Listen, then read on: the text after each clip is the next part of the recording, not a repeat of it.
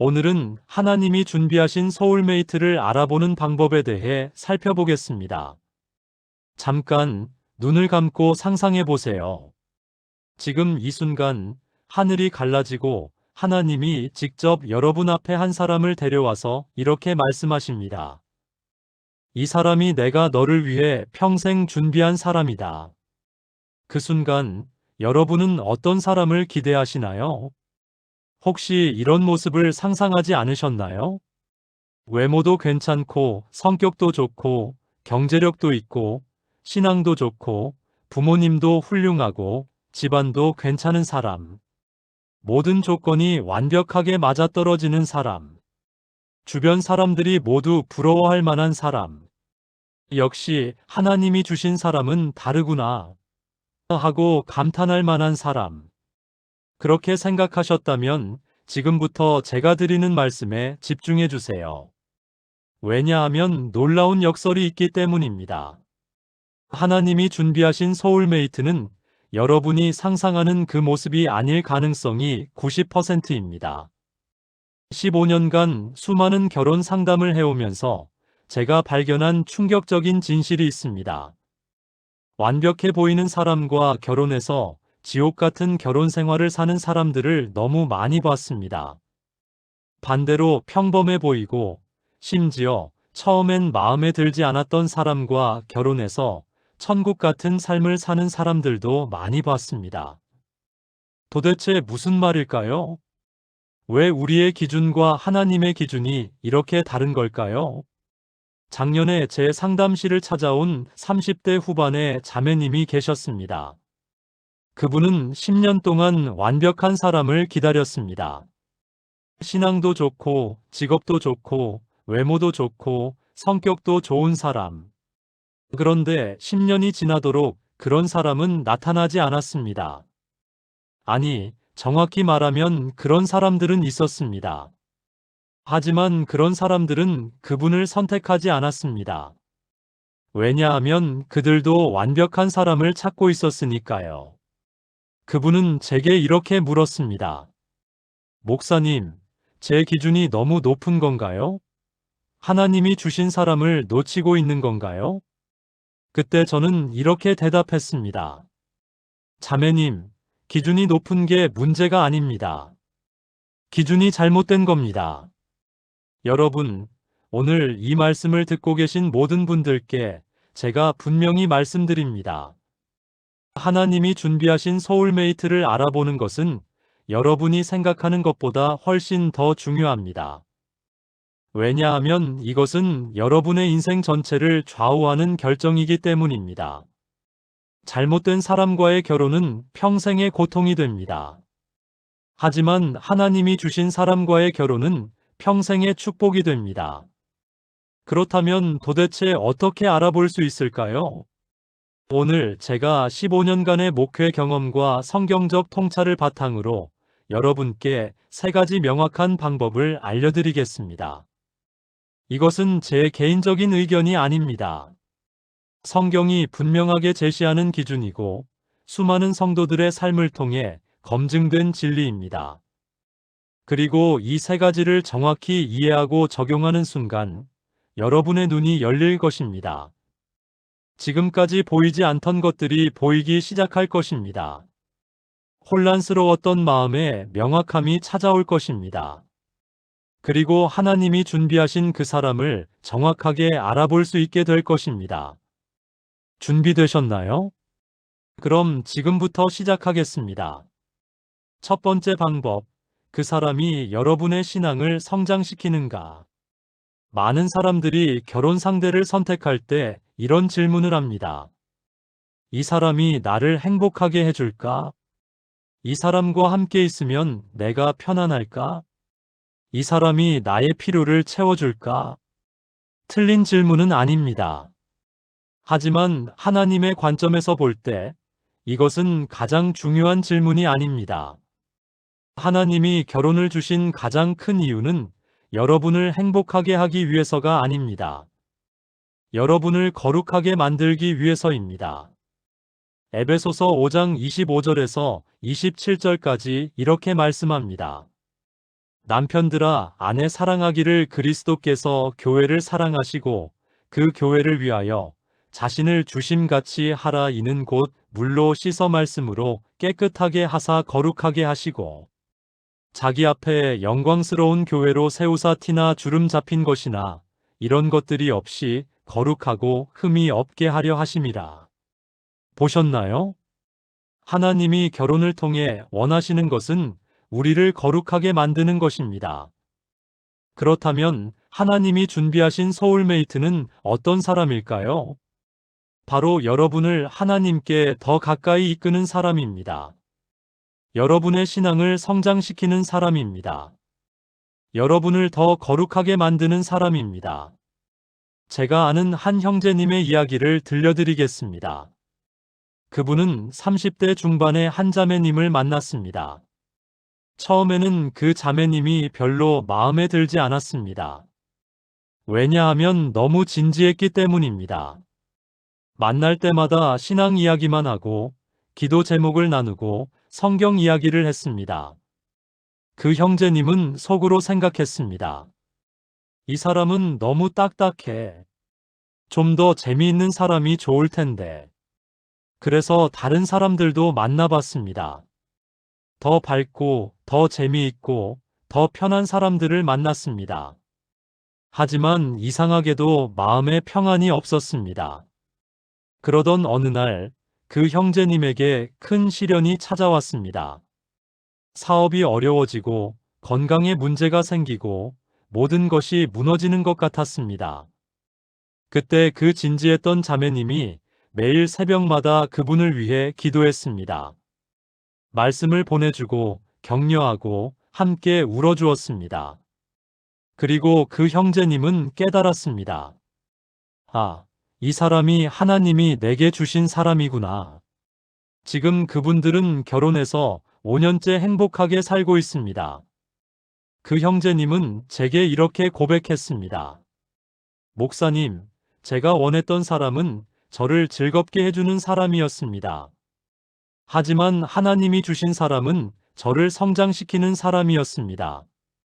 그리고 진짜 행복은 성장하는 데서 온다는 것을 배웠습니다. 여러분, 이것이 첫 번째 기준입니다. 그 사람이 여러분의 신앙을 성장시키는가? 그 사람과 함께 있을 때 여러분이 하나님께 더 가까워지는가? 그 사람이 여러분의 기도 생활을 격려하는가? 그 사람이 여러분이 말씀을 더 사랑하게 만드는가? 그 사람이 여러분의 죄를 지적하고 회개하도록 도와주는가? 이것이 하나님의 기준입니다. 외모가 얼마나 괜찮은지, 돈을 얼마나 버는지, 성격이 얼마나 좋은지보다 훨씬 더 중요한 기준입니다. 왜냐하면 이 땅에서의 삶은 70년, 80년이지만 영혼은 끝이 없기 때문입니다. 여러분을 영혼으로 이끄는 사람이 진짜 하나님이 주신 사람입니다. 그리고 놀라운 사실이 있습니다. 그런 사람과 함께하면 이 땅에서의 삶도 훨씬 더 행복해진다는 것입니다. 왜냐하면 하나님이 함께하시는 결혼은 모든 것이 달라지기 때문입니다. 그렇다면 여러분, 지금 만나고 있는 그 사람은 어떤가요? 그 사람과 함께 있을 때 여러분의 신앙이 성장하나요? 아니면 세상적인 것들로 더 빠져드나요? 정직하게 답해 보세요. 하나님 앞에서 정직하게 답해 보세요. 하늘에 계신 아버지 하나님, 지금 이 순간 제 마음을 보십니다. 제가 누군가를 만나고 있다면 그 관계가 정말 주님께로부터 온 것인지 분별할 수 있는 지혜를 주시옵소서. 제 신앙을 성장시키는 사람을 알아볼 수 있는 영적인 눈을 열어주시옵소서. 외모나 조건에 속지 않고 영적인 것을 볼 수 있게 도와주시옵소서. 예수님의 이름으로 기도드립니다. 아멘. 여러분, 이것을 기억하세요. 하나님이 주신 사람은 여러분을 하늘로 이끄는 사람입니다. 두 번째 방법, 그 사람이 여러분의 약점을 보완해 주는가? 많은 사람들이 결혼 상대를 선택할 때 이런 실수를 합니다. 자기와 비슷한 사람을 찾습니다. 취미가 같고 성격이 비슷하고 생각이 같은 사람을 찾습니다. 물론 어느 정도의 공통점은 필요합니다. 하지만 하나님의 지혜는 우리의 생각과 다릅니다. 창세기 2장 18절에 이렇게 기록되어 있습니다. 여호와 하나님이 이르시되 사람이 혼자 사는 것이 좋지 아니하니 내가 그를 위하여 돕는 배필을 지으리라 하시니라. 여기서 돕는 배필이라는 말은 히브리어로 에제르 케네그도입니다. 이 말의 의미가 정말 놀랍습니다. 에제르는 돕는 자라는 뜻입니다. 그런데 케네그도는 마주보는, 대응하는, 보완하는 이라는 뜻입니다. 즉, 하나님이 주시는 배우자는 단순히 비슷한 사람이 아니라 여러분을 보완하는 사람입니다. 여러분의 약점을 채워주는 사람입니다. 여러분이 부족한 부분을 완성시켜주는 사람입니다. 제가 아는 한 부부의 이야기를 들려드리겠습니다. 남편은 성격이 급하고 결정을 빨리 내리는 사람이었습니다. 반면 아내는 신중하고 깊이 생각하는 사람이었습니다. 결혼 초기에 이 차이 때문에 많이 싸웠습니다. 남편은 답답해했습니다. 왜 이렇게 결정을 못 내려? 빨리빨리 하면 되잖아. 아내는 불안해했습니다. 왜 이렇게 성급해? 좀 더 생각해보고 결정하면 안 돼? 하지만 시간이 지나면서 그들은 깨달았습니다. 남편의 빠른 결정력과 아내의 신중함이 합쳐지니 완벽한 팀이 되었습니다. 중요한 결정을 내릴 때 남편은 기회를 놓치지 않게 해주었고 아내는 실수를 방지해 주었습니다. 지금 그 부부는 성공적인 사업을 운영하고 있습니다. 그리고 그들은 고백합니다. 우리 둘 중 하나만 있었다면 절대 이렇게 될 수 없었을 거예요. 여러분, 이것이 하나님의 지혜입니다. 하나님은 여러분과 똑같은 사람을 주지 않으십니다. 여러분을 완성시킬 사람을 주십니다. 그래서 때로는 처음에 그 사람이 불편하게 느껴질 수 있습니다. 왜 이 사람은 나와 이렇게 다를까? 하지만 바로 그 다름이 하나님의 완벽한 계획일 수 있습니다. 잠언 27장 17절은 이렇게 말합니다. 철이 철을 날카롭게 하는 것 같이 사람이 그의 친구의 얼굴을 빛나게 하느니라. 서로 다르기 때문에 서로를 날카롭게 만들 수 있습니다. 서로 보완하기 때문에 더 강해질 수 있습니다. 그렇다면 구체적으로 어떤 약점을 보완해야 할까요? 첫째, 성격적 약점입니다. 여러분이 내성적이라면 외향적인 사람이 도움이 될 수 있습니다. 여러분이 감정적이라면 이성적인 사람이 필요할 수 있습니다. 둘째, 영적 약점입니다. 여러분이 기도가 약하다면 기도의 사람이 필요합니다. 여러분이 말씀이 약하다면 말씀을 사랑하는 사람이 필요합니다. 셋째, 실제적 약점입니다. 여러분이 계획성이 없다면 체계적인 사람이 필요합니다. 여러분이 너무 계획적이라면 융통성 있는 사람이 필요합니다. 제가 상담하면서 발견한 것이 있습니다. 행복한 부부들은 서로의 차이를 문제가 아니라 선물로 봅니다. 당신은 나와 달라서 고마워. 당신이 있어서 내가 더 나은 사람이 돼. 이것이 그들이 하는 고백입니다. 반면 불행한 부부들은 서로의 차이를 공격합니다. 왜 나랑 이렇게 달라? 당신은 정말 이해할 수 없어. 여러분, 지금 만나고 있는 그 사람이 여러분과 다르다고 해서 실망하지 마세요. 오히려 그것이 하나님의 사인일 수 있습니다. 중요한 것은 그 다름이 여러분을 보완해주는 다름인가 하는 것입니다. 그 사람의 강점이 여러분의 약점을 채워주나요? 그 사람과 함께하면 여러분이 더 완전해지나요? 그렇다면 그것이 바로 하나님의 완벽한 짝입니다. 사랑하는 하나님 아버지, 제 약점을 보여주시옵소서. 제가 어떤 부분에서 보완이 필요한지 깨닫게 하시옵소서. 그리고 저를 완성시킬 사람을 알아볼 수 있는 지혜를 주시옵소서. 비슷한 사람이 아니라 저를 보완할 사람을 찾게 하시옵소서. 예수님의 이름으로 기도드립니다. 아멘.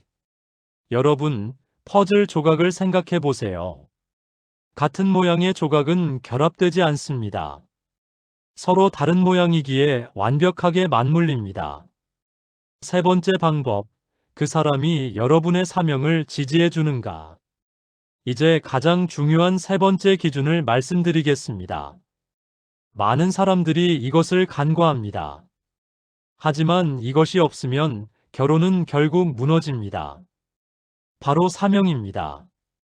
여러분께 질문하겠습니다.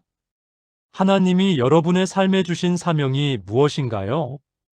여러분이 이 땅에 태어난 목적이 무엇인가요? 하나님이 여러분을 통해 이루고자 하시는 일이 무엇인가요? 이 질문에 명확한 답이 있어야 합니다. 왜냐하면 하나님이 주시는 배우자는 여러분의 사명을 함께 이룰 동역자이기 때문입니다. 고린도전서 7장 32절에서 34절까지 이렇게 말씀합니다.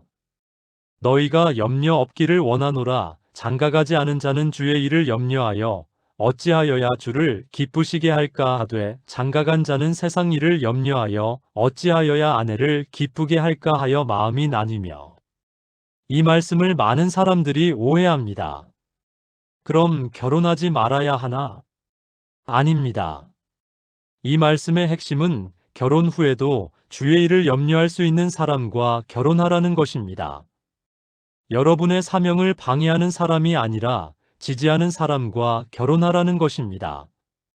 제가 아는 한 선교사님 부부의 이야기를 들려드리겠습니다.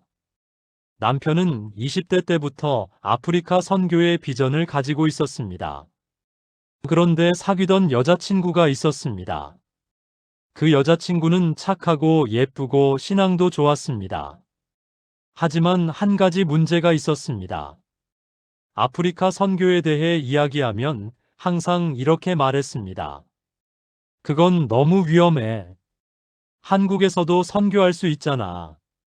우리 부모님이 너무 반대하실 거야. 아이들 교육은 어떻게 할 건데? 처음에는 그녀를 설득할 수 있을 거라고 생각했습니다. 하지만 시간이 지날수록 그것이 불가능하다는 것을 깨달았습니다. 그녀는 선교에 대한 비전이 없었습니다. 그래서 그 형제님은 고통스러웠지만 헤어지기로 결정했습니다. 그리고 기도했습니다. 하나님, 제 사명을 함께 이룰 사람을 보내주세요. 2년 후, 한 선교 집회에서 한 자매님을 만났습니다. 그 자매님도 아프리카 선교의 비전을 가지고 있었습니다. 첫 만남부터 선교 이야기를 나눴고 함께 기도했습니다. 6개월 후 그들은 결혼했고 1년 후 아프리카로 떠났습니다. 지금 그들은 아프리카에서 15년째 사역하고 있습니다. 수백 명의 아이들을 돌보고 교회를 개척하고 복음을 전하고 있습니다. 그 선교사님은 제게 이렇게 말했습니다. 목사님, 만약 제가 첫 번째 사람과 결혼했다면 지금 이 자리에 없었을 겁니다. 하나님이 제 사명을 위해 완벽한 동역자를 보내주셨습니다. 여러분, 이것을 명심하세요. 사명 없는 결혼은 결국 공허합니다. 처음에는 사랑으로 행복할 수 있습니다. 하지만 시간이 지나면 우리가 왜 함께 있지? 라는 질문을 하게 됩니다. 반면 사명이 있는 결혼은 다릅니다. 어려움이 와도 포기하지 않습니다. 왜냐하면 함께 이룰 목적이 분명하기 때문입니다. 그렇다면 구체적으로 어떻게 확인할 수 있을까요? 첫째, 그 사람이 여러분의 비전에 대해 물어보나요? 관심을 가지고 경청하나요? 둘째, 그 사람이 여러분의 사역을 지지하나요? 시간과 에너지를 투자하도록 격려하나요? 셋째, 그 사람도 자신의 사명이 명확한가요? 그리고 두 사람의 사명이 조화를 이루나요? 만약 이 세 가지 질문에 예라고 답할 수 있다면 그것은 매우 좋은 신호입니다. 하지만 만약 그 사람이 여러분의 사명을 이해하지 못하거나 방해한다면 아무리 다른 조건이 좋아도 신중해야 합니다. 제가 상담했던 한 자매님이 있었습니다. 그분은 상담 사역에 은사가 있었습니다. 많은 사람들이 그분을 찾아와 상담을 받았고 삶이 변화되었습니다. 그런데 사귀던 남자친구가 이렇게 말했습니다. 결혼하면 그런 거 그만해. 집안일이나 잘하면 돼. 그 자매님은 혼란스러웠습니다. 그 남자는 조건도 좋고 신앙도 있었으니까요. 하지만 기도하면서 깨달았습니다. 이 사람은 하나님이 내게 주신 은사를 인정하지 않는구나. 결국 그 관계를 정리했고 나중에 상담 사역을 함께할 수 있는 사람을 만나 결혼했습니다. 지금 그분은 남편과 함께 상담센터를 운영하며 수많은 사람들을 돕고 있습니다. 여러분, 하나님이 주신 사명을 포기하지 마세요. 그것을 함께 이룰 사람이 반드시 있습니다. 조금 늦어지더라도 기다리세요. 조건이 조금 부족해 보여도 사명이 같다면 그것으로 충분합니다. 전능하신 하나님, 제게 주신 사명이 무엇인지 분명히 보여주시옵소서. 그리고 그 사명을 함께 이룰 동역자를 만나게 하시옵소서. 조건이 아니라 사명으로 사람을 볼 수 있는 눈을 주시옵소서. 세상의 기준이 아니라 하늘의 기준으로 선택하게 하시옵소서. 예수님의 이름으로 기도드립니다. 아멘. 여러분, 가장 행복한 결혼은 함께 하나님의 일을 이루는 결혼입니다. 확신을 가지는 네 번째 신호, 평안함. 지금까지 세 가지 핵심 기준을 말씀드렸습니다. 이제 그것을 확인하는 구체적인 신호들을 알려드리겠습니다. 첫 번째 신호는 바로 평안함입니다. 많은 사람들이 사랑을 두근거림으로 착각합니다. 심장이 빨리 뛰고 불안하고 초조한 것을 사랑이라고 생각합니다. 물론 초기에는 그럴 수 있습니다. 하지만 하나님이 주신 사람과 함께 있을 때는 깊은 평안이 있습니다. 빌립보서 4장 6절에서 7절까지 이렇게 말씀합니다. 아무것도 염려하지 말고 다만 모든 일에 기도와 간구로 너희 구할 것을 감사함으로 하나님께 아뢰라. 그리하면 모든 지각에 뛰어난 하나님의 평강이 그리스도 예수 안에서 너희 마음과 생각을 지키시리라. 하나님이 주시는 평안은 모든 지각에 뛰어난 평안입니다. 설명할 수 없지만 확실한 평안입니다. 제가 아는 한 형제님의 경험을 나눠드리겠습니다. 그분은 두 명의 자매님 사이에서 고민하고 있었습니다. 한 자매님은 외모도 좋고 조건도 완벽했습니다. 하지만 이상하게 불안했습니다. 만날 때마다 긴장되고 완벽하게 보이려고 애쓰고 지쳤습니다. 다른 자매님은 평범했습니다. 하지만 함께 있으면 편안했습니다.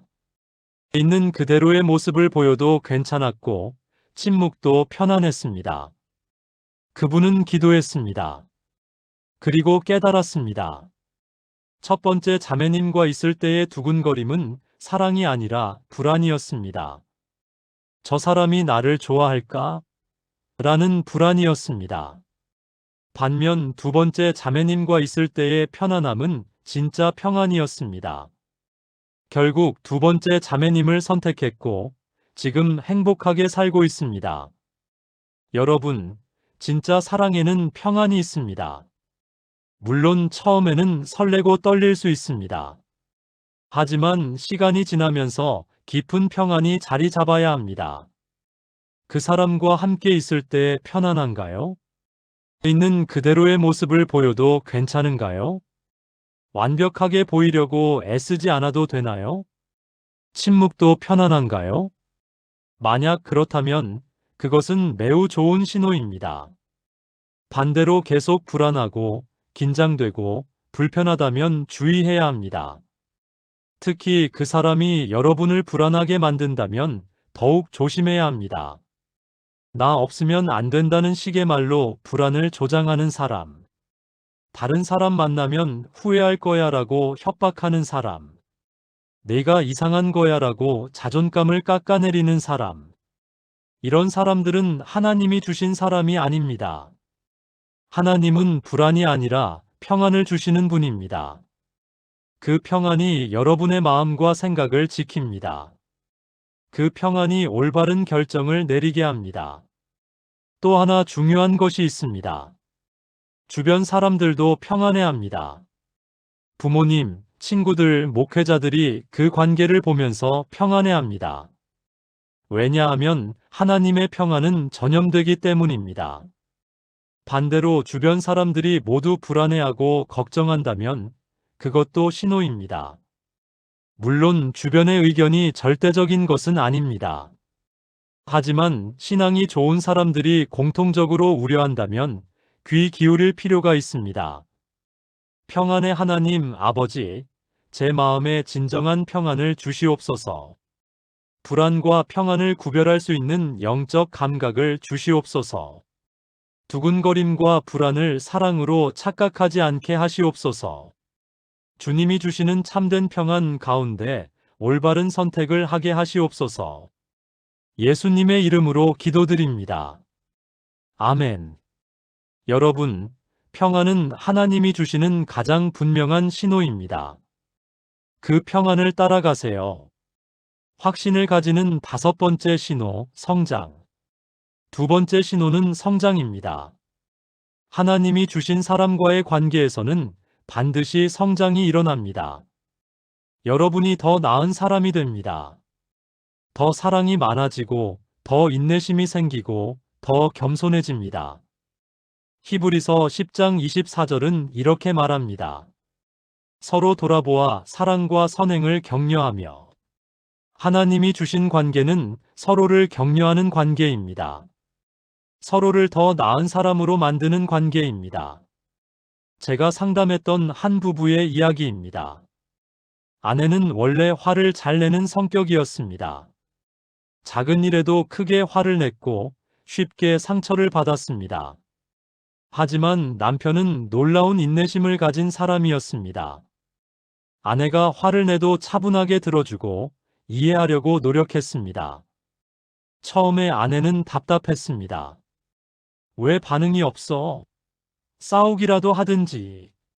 하지만 시간이 지나면서 변화가 일어났습니다. 남편의 인내를 보면서 자신의 모습을 돌아보게 되었습니다. 내가 너무 감정적이었구나. 남편처럼 침착해질 필요가 있겠어. 지금 그 아내는 완전히 다른 사람이 되었습니다. 화를 내는 대신 대화로 풀고 감정을 조절할 줄 압니다. 그리고 남편도 변했습니다. 원래 남편은 감정 표현이 서툴렀습니다. 하지만 아내의 솔직함을 보면서 자신의 감정을 표현하는 법을 배웠습니다. 서로가 서로를 성장시킨 것입니다. 여러분, 하나님이 주신 관계에서는 이런 일이 일어납니다. 내 약점을 드러내는 대신 숨기고 싶게 만드는 관계가 아닙니다. 내 약점을 보여주고 함께 고쳐나갈 수 있는 관계입니다. 그 사람과 함께 있으면서 여러분은 성장하고 있나요?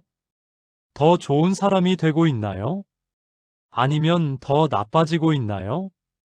더 불평이 많아지고, 더 이기적이 되고, 더 세상적이 되고 있나요?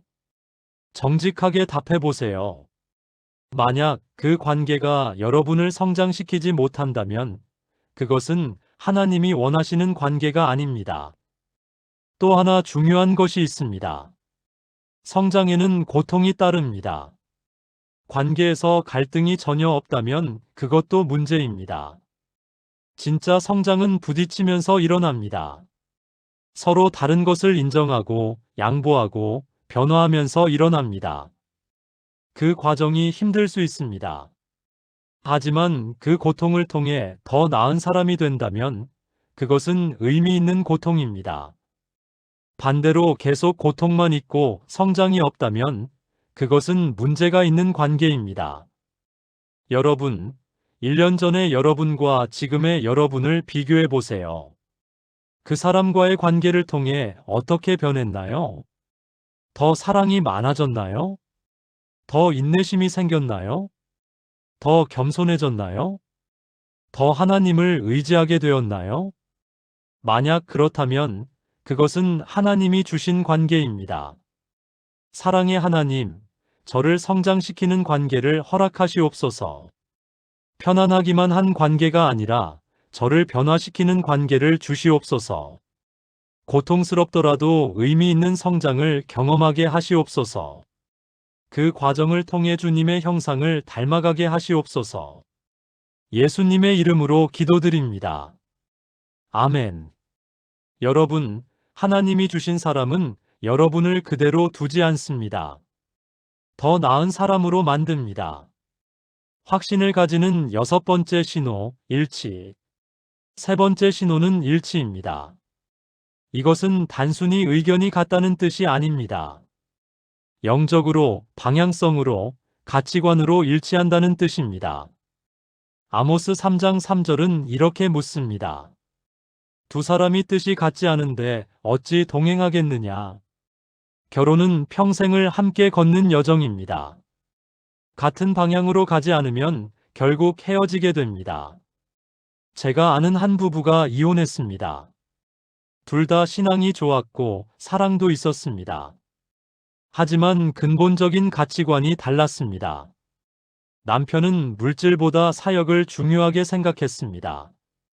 수입이 적어도 하나님의 일을 하고 싶어 했습니다. 아내는 안정적인 삶을 중요하게 생각했습니다.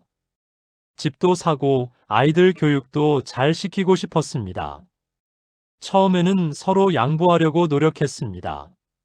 하지만 시간이 지나면서 갈등이 깊어졌습니다. 결국 둘 다 지쳐서 헤어졌습니다. 이혼 후 그들은 각각 자신의 가치관에 맞는 사람을 만나 재혼했고 지금은 행복하게 살고 있습니다. 여러분, 이것이 현실입니다. 사랑만으로는 부족합니다. 같은 방향으로 가야 합니다. 그렇다면 어떤 것들이 일치해야 할까요? 첫째, 신앙의 방향입니다. 둘 다 신앙이 있어도 방향이 다를 수 있습니다. 한 사람은 복음 전도에 집중하고 다른 사람은 사회 정의에 집중할 수 있습니다. 둘 다 중요하지만 어느 쪽에 더 무게를 두느냐는 중요합니다. 둘째, 삶의 우선순위입니다. 무엇이 가장 중요한가? 하나님, 가족, 사역, 일, 돈. 이것이 같아야 합니다. 셋째, 미래에 대한 비전입니다. 10년 후, 20년 후 어떤 삶을 살고 싶은가? 이것이 비슷해야 합니다. 넷째, 자녀 교육에 대한 관점입니다. 아이를 어떻게 키울 것인가? 신앙 교육은 어떻게 할 것인가? 이것도 매우 중요합니다. 제가 상담했던 한 커플이 있었습니다. 모든 것이 좋았는데 딱 하나가 달랐습니다.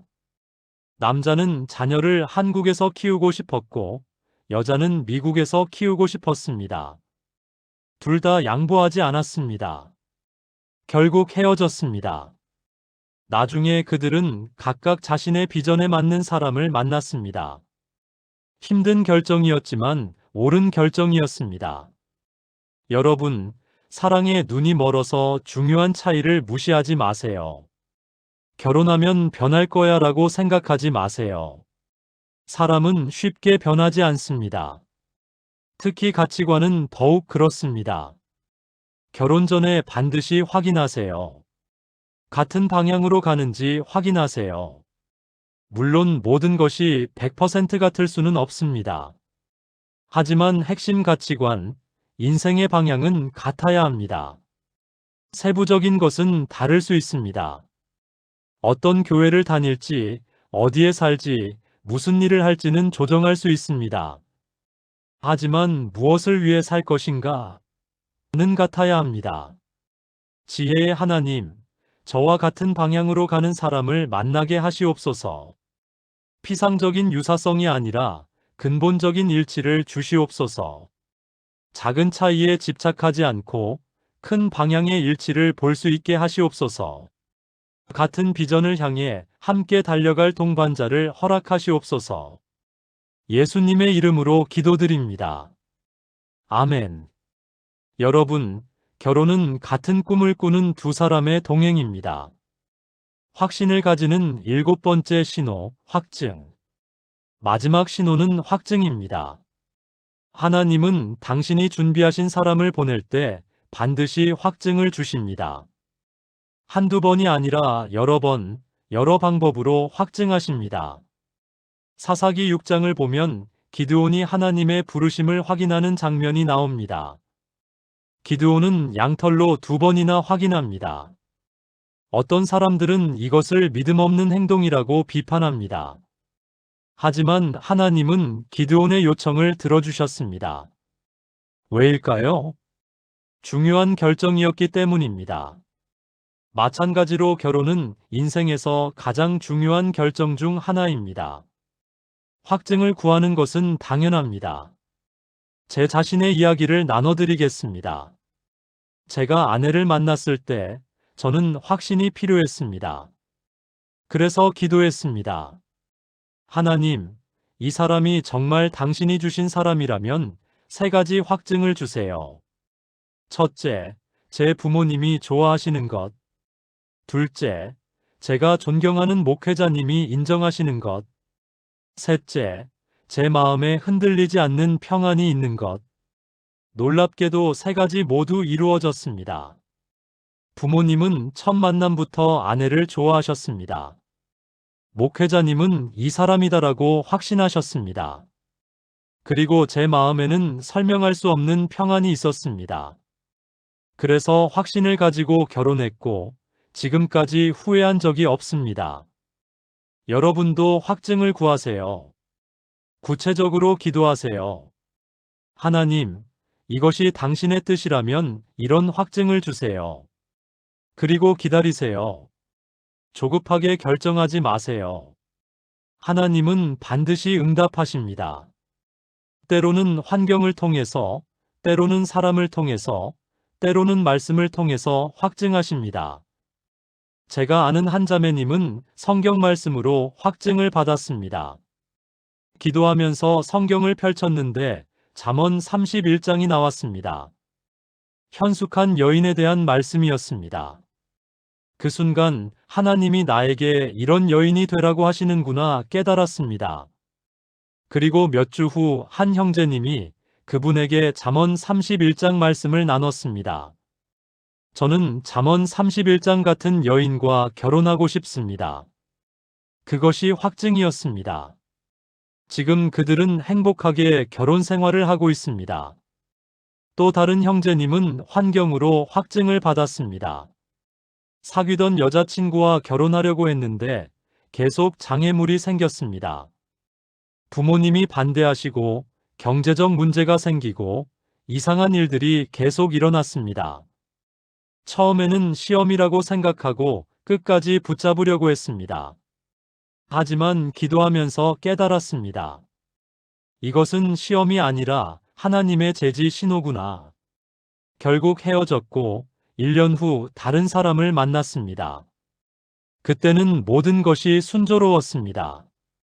부모님도 좋아하시고 경제적 문제도 해결되고 모든 것이 잘 풀렸습니다. 그것이 하나님의 확증이었습니다. 여러분, 확증을 구하되 열린 마음으로 구하세요. 내가 원하는 대로 되게 해달라는 기도가 아니라 하나님의 뜻을 알게 해달라는 기도를 하세요. 그리고 확증이 오면 순종하세요. 내 생각과 다르더라도 순종하세요. 하나님의 길이 최선입니다.